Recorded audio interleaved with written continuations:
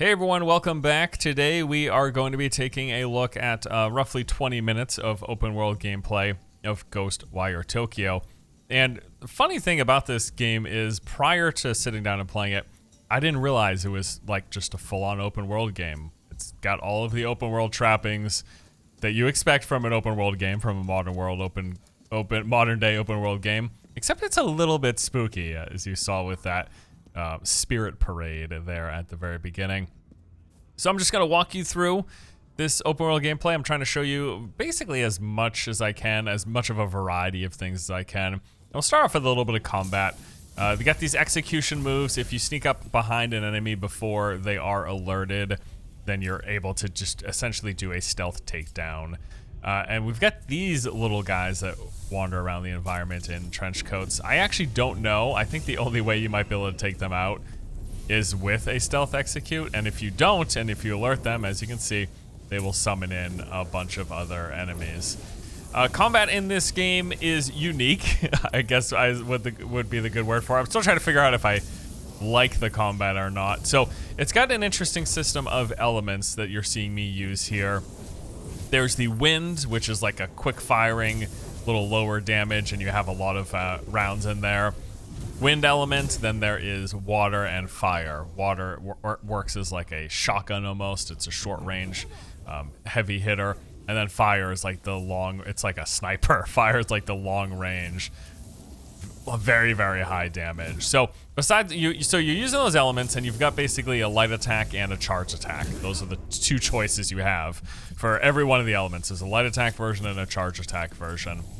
And then you also have a couple of other items like the bow you just saw me use. And there was a stun grenade that I unlocked recently. And as you progress through the game, we're not seeing it here in this gameplay, you will unlock more and more things. Eventually you get what's fundamentally like an ultimate ability. You charge up a meter and then you blast out some AoE damage. But now we're going to check out the gates here. These are all around the city, and cleansing them will actually reveal some of the fog in the area. And the fog is actually like a physical impediment. It will stop you from moving through parts of the city because you will just you will take damage as you're walking through it. So cleansing these gates basically opens up new areas for you to traverse. And then after cleansing the gate, I also got access to these new beads. This is equipment that gives you bonuses. So the ones that I picked up give me 20% bonus to archery. But I can only have one at a time at the moment. However, in the skill tree, which will have bonuses to your elemental attacks, your ethereal weaving as it's called, but then also to some of your physical things, including the ability to equip a second set of beads and eventually even a third set of beads. So you'll level up and you'll get skill points as you level up, and then you spend those skill points in the trees. They can do things like give you increased movement speed, faster fire rate, things like that. Here is one of the many, many cat vendors all throughout the city. There's a host of these in terms of what they do. So like this one will sell rare items. Like that's an item that's difficult to find in the environment. It's got a nice amount of heal. There's also like these vending machines that will sell you some consumables. Again, it's just how much of your health that you're healing. But then also there's a bonus to max HP. A unique system here is every time you heal in this game, you get a little bit more maximum HP, so your health bar gets a little bit bigger every single time. But there's also other cat vendors that we will check out a little bit later on in this playthrough. And just if you're curious, initially I actually did a live comm for this, but I felt like I was playing way too slowly and wasn't showing enough of the game. They have this super restrictive embargo where you can only show it's not a very limited, it's actually it's a fairly big amount. It's called chapter 2 of the game, but I can't show chapter 1 or I can't show chapter 3. Point being though, I wanted to show as much as I could with the restrictions of only being able to show a chapter, and when I was doing live commentary, it was just really slowing up my play. So I was like, let me just record 20 minutes, show as much of the open world as I can, and just talk about it. Little execute move here. So there's the stealth takedown, if you will, but then also combat has this system of when you injure an enemy enough, they will go into this like down state where you can finish them off. And then also we're gonna do. We've got these spirit absorbs. I'm gonna pick up these here, but first we want to clear these enemies. So we'll try to do a takedown. This was a failed stealth. I mean, I took out this guy, but I unfortunately alerted the enemies behind me trying to get these spirits, which that was my big mistake. Cool little nice touch that they do. You can notice the street lights will turn red when you're alerted. I like that, like an in-game indication of your stealth being broke, essentially. Got a little bit of a harder enemy here. However, I'm going to whip out my stun grenade, which will incapacitate most enemies, and then let me go behind and finish them off. Beautiful.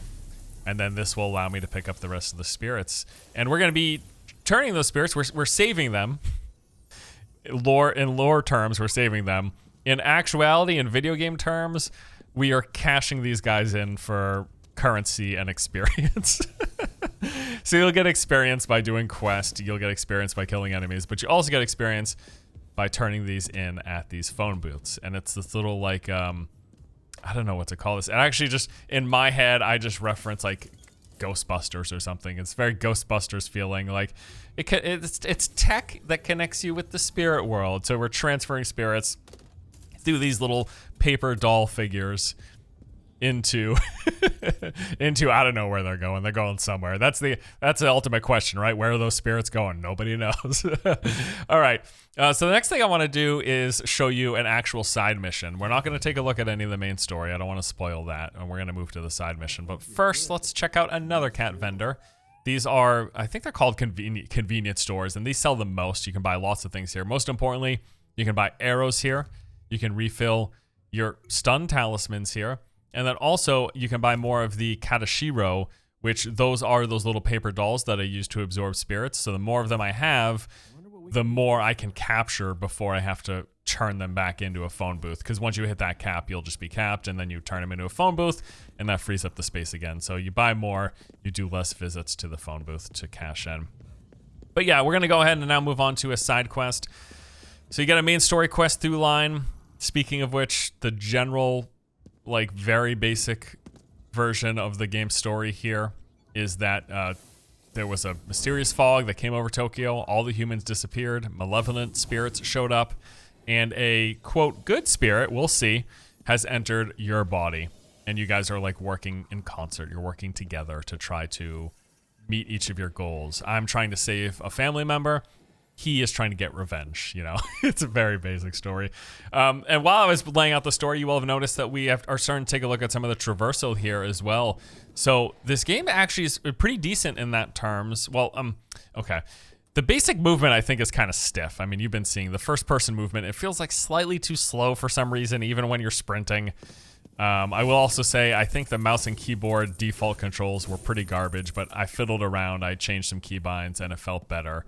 A great example is initially right-click was used to zoom in, get a mini zoom, but right-click is also used to interact by default. So I'd be hitting right-click, and it would zoom in and then also absorb those spirits, or zoom in and then also pick up food, or zoom in and also open a door. It was very strange. So some weird things there, but I played around with the settings and it was better. I'm assuming they want you to play with a mouse and with a gamepad in this game, because I don't think there is really precise aiming.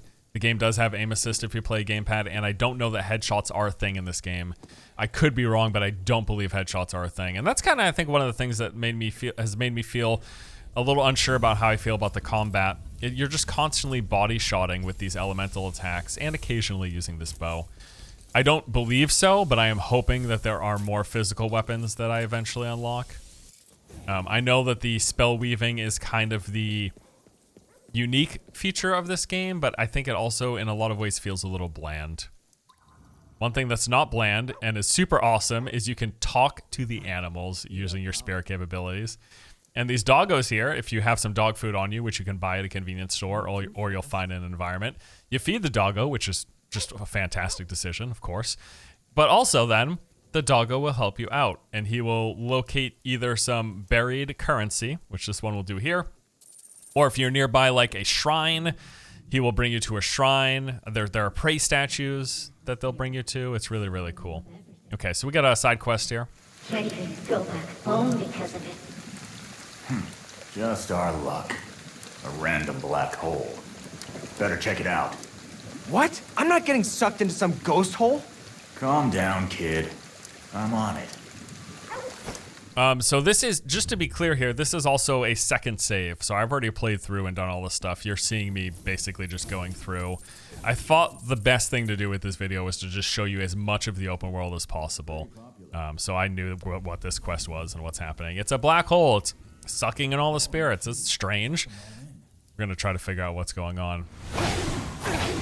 Those little things there, you'll probably have noticed me destroying various objects in the environment as we've been playing through. The big thing is that they're all over the place, and it's just essentially your ammunition for your spells, your spell weaving. There are these like spectral objects, suitcases, motorcycles, signposts, sometimes even actual vehicles. Spectral objects all in the environment. You see them with your spectral vision when you hit tab. And you can just destroy them, and they give you what is essentially ammunition. It's these little crystals. And also the enemies drop the little crystals. You'll see some pop out here.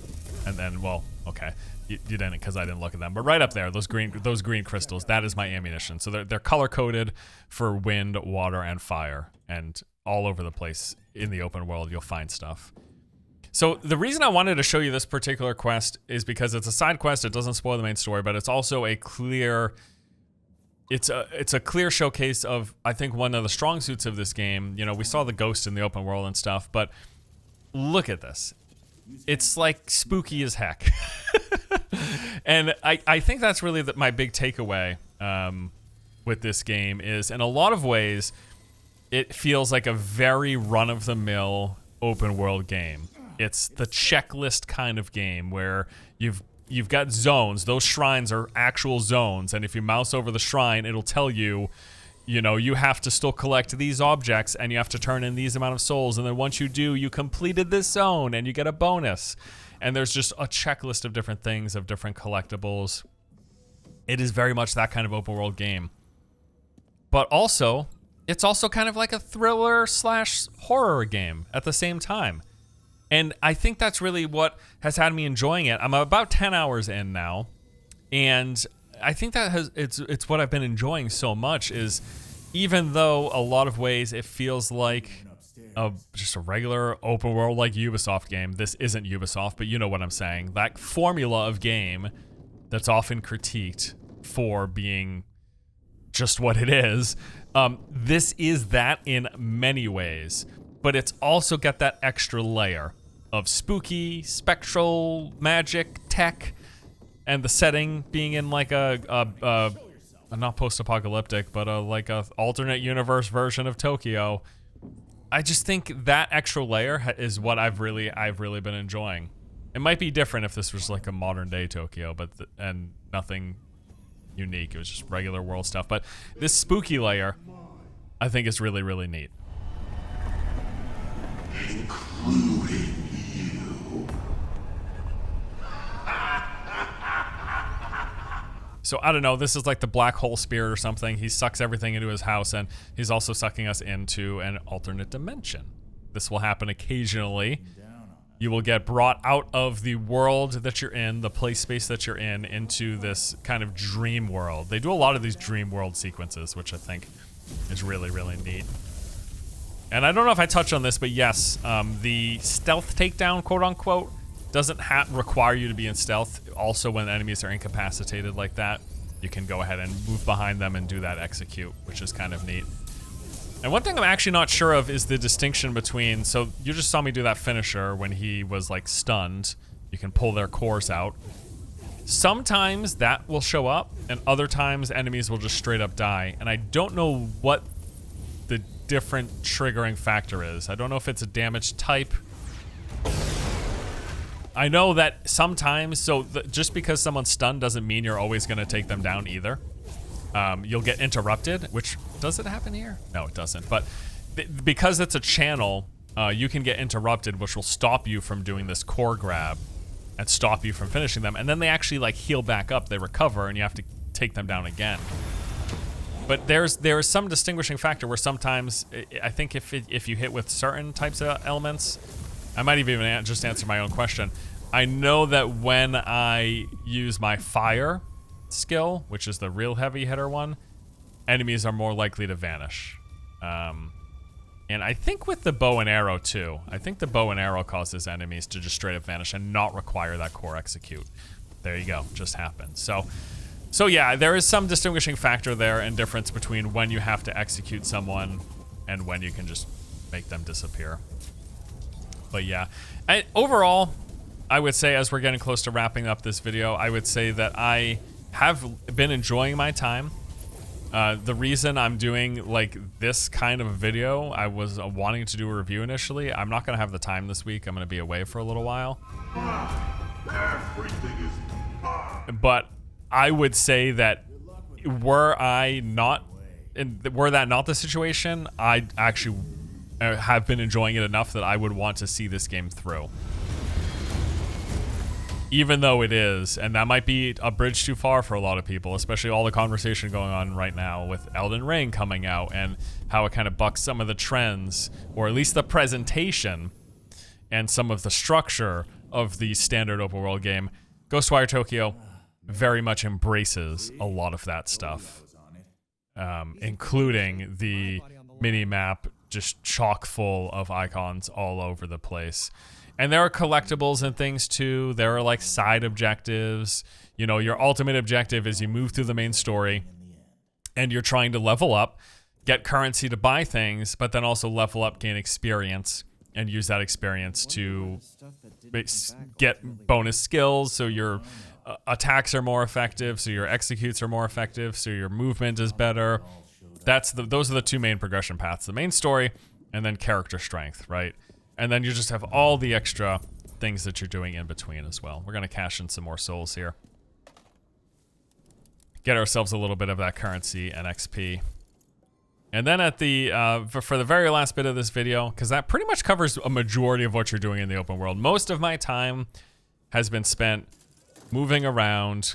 I'll go up on the rooftops, I'll move around, I'll collect some souls, I'll kill some enemies, I'll buy some things at the shops, and I'll do the side quest.